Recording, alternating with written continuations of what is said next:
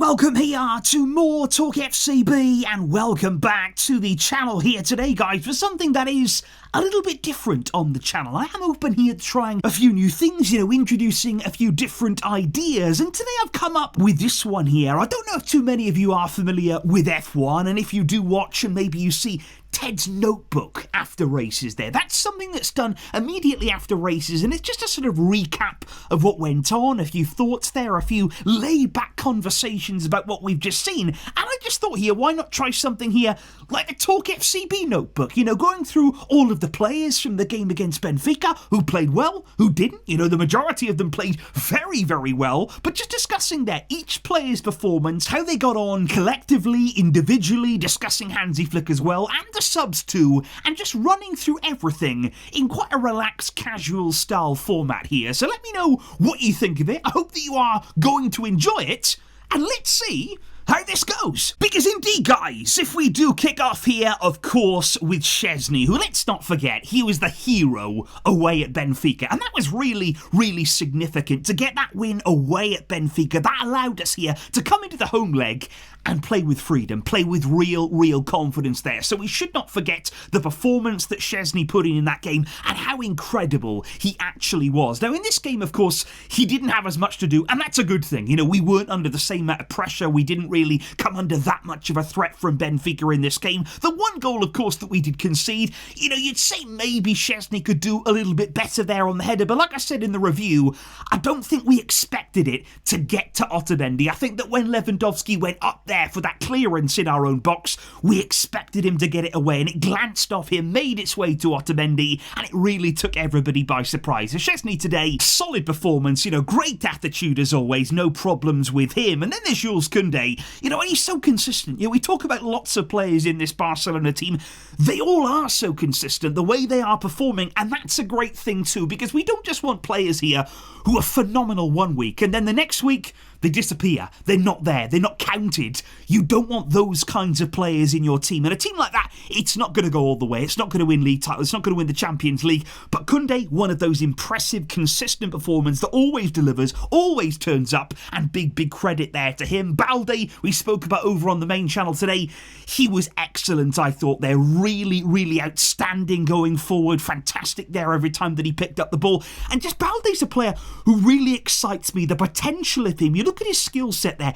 He's lightning quick. He is so fast on the ball. He moves with the ball so well, because some players, they can be really quick without the ball. They can have incredible pace, but with the ball, they maybe don't move as quickly. They don't carry it in the same way. But Balde, he takes all of his pace in possession too, and he can move and glide past players there with absolute ease. So I thought Balde was really impressive. He's having a fantastic season. Flick has done wonders with him so far, and long may it continue. And the centre-back pairing of Araujo and Inigo Martinez, I thought was very solid, because again, this wasn't a game whereby we were under huge pressure from Benfica. Obviously, they had their moments. Araujo and Inigo, they had to stay alert, and I thought Inigo, just so impressive. Another player, when talking about consistency, he's been brilliant this season. I've been so impressed with his level. I think Araujo is improving. I think every single game that he plays here with the high line, it's important for him, because the only way to really play this system well and understand it, and truly understand it,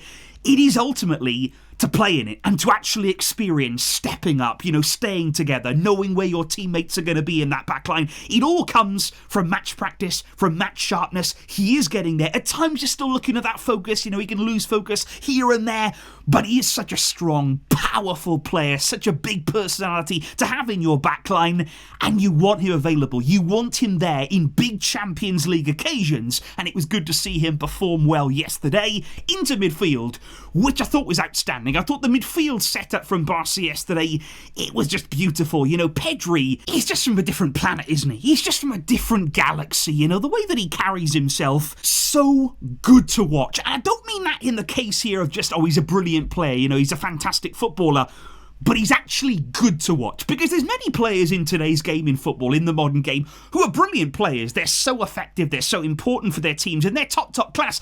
But it doesn't always necessarily mean you're a great player to watch. The way that you carry the ball, the way that you move with the ball.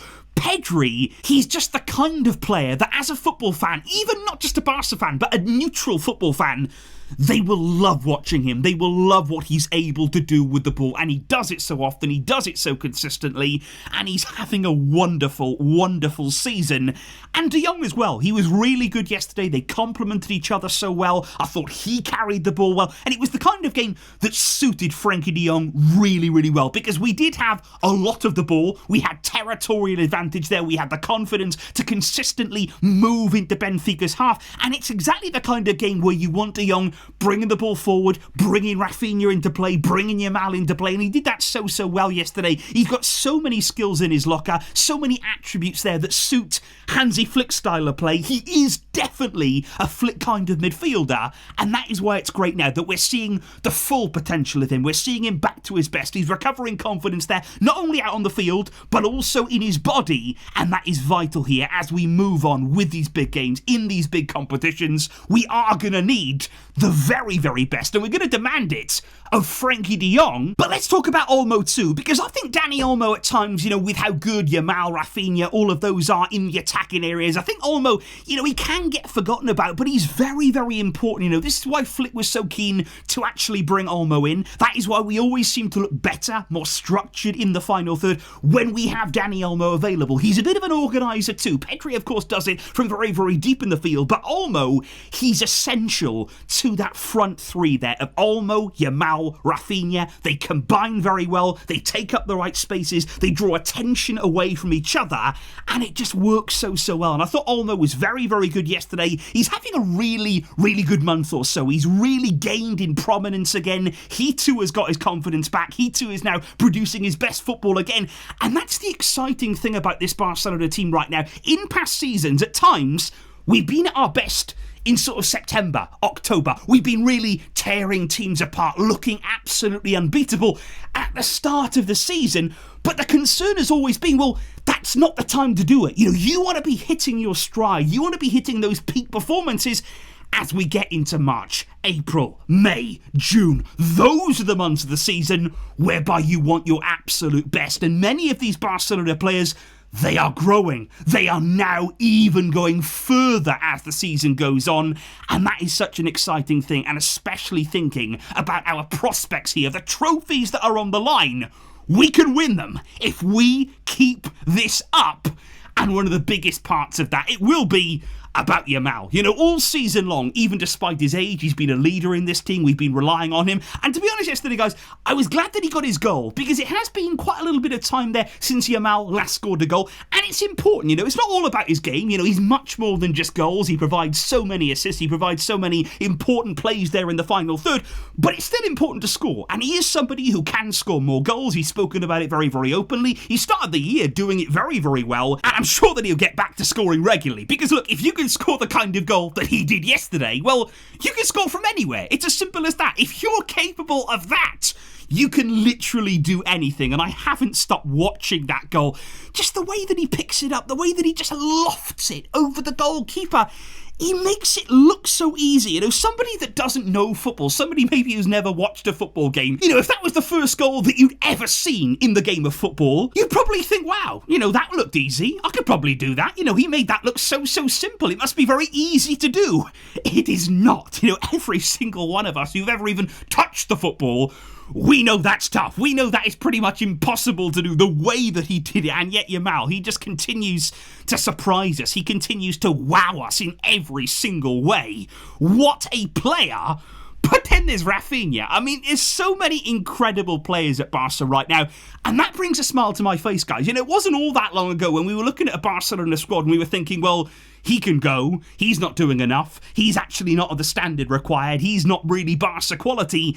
Now we're looking at a team. Now we're looking at a squad. And you're thinking, we have incredible players. We have a team right now that is extraordinary. And Raphinha, he epitomises that, because how much has he grown? How much has he improved? Over the season, it's been extraordinary to see the elevation of the level. And in the biggest of games too, he has come alive in the Champions League. And we've been praying for that. We have been waiting for a long time for Barca players to actually step up in the Champions League, rather than step down. You know, we'd seen mediocre performances, we'd seen scared performances from Barcelona players in the biggest of games. Raphinha, though, he's bringing his best in those games. He is delivering when it matters most, and yet again yesterday, just outstanding. The goals were terrific, the finishing right now from him, it's electric. He strikes every ball with such conviction, he can make anything happen at any given time.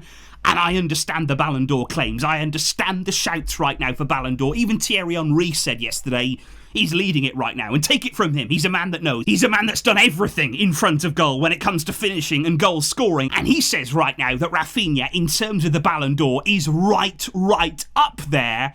And I guess I do wonder, what is Robert Lewandowski thinking? You know, at this moment in time, seeing a Barcelona team do so well, you know, he's spearheading it, he is still the number 9, he's still the starting striker, and I think when he arrived at this club, when he signed from Bayern, his ambition was to take Barca back to the very top, to be competing in the way that we are here today, and he thought if that happened, he'd be the one getting the Ballon d'Or shout. At a club like Barca, if you are able to perform there, you know that the attention will follow. But I guess that's the problem right now. Lewandowski, he's being outshined by the likes of Raphinha. You know, people there are doing much more than he is right now. And he's just not quite able to match that level. And even in yesterday's game, as good as it was from Barca, as effective as we were in all areas of the field, probably the one area that you'd look at and say, well, we're still not really doing enough there. We could still do with a bit more from our centre-forward.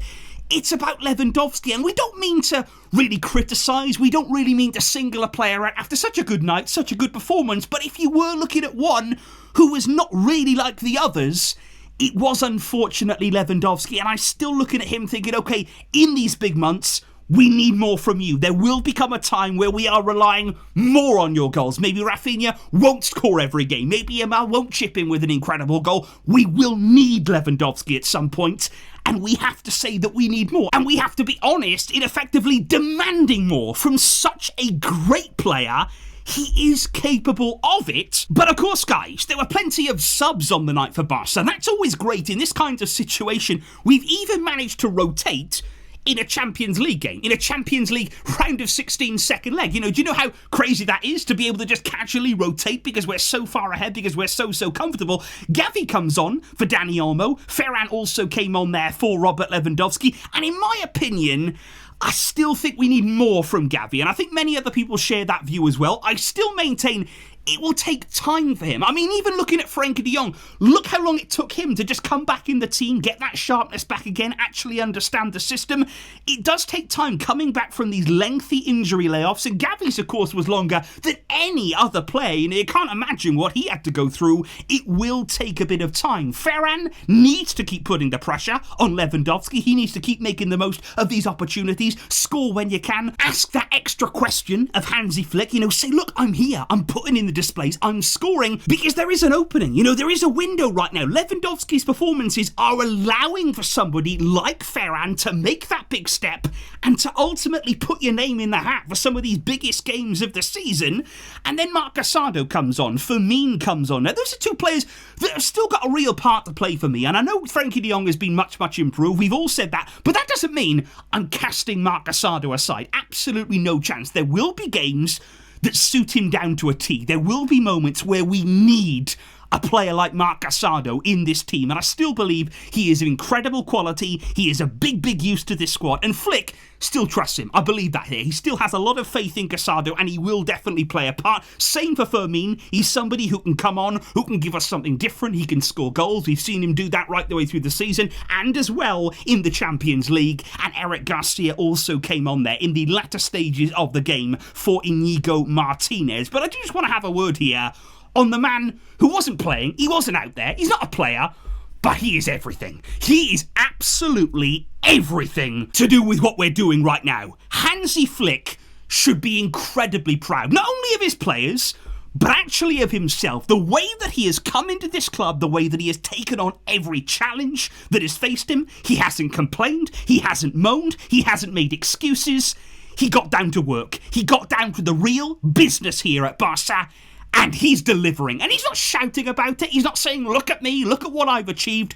He's always stayed grounded. He knows there's more to come. He knows that the job is not finished yet.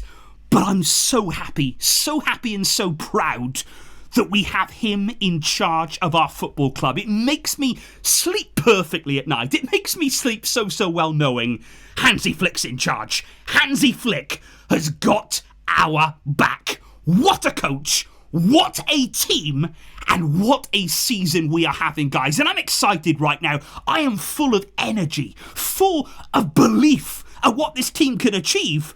And just let me know in the comments down below, can we do it all? Can we conquer every title this season? Can we start discussing it? Should we start discussing it? Or is it too soon? Do we need to just keep things on the down low, keep working, keep improving in silence, and shock everybody when we do make our mark, guys? Let me know your thoughts in the comments down below. And also let me know as well your thoughts on the format here. A few little changes, a few little ideas that I'm trying to introduce in different ways. Let me know your feedback on that. I will see all of you very soon with lots more coming up across the two channels. But until next time, guys, as always, Visca, El Barça!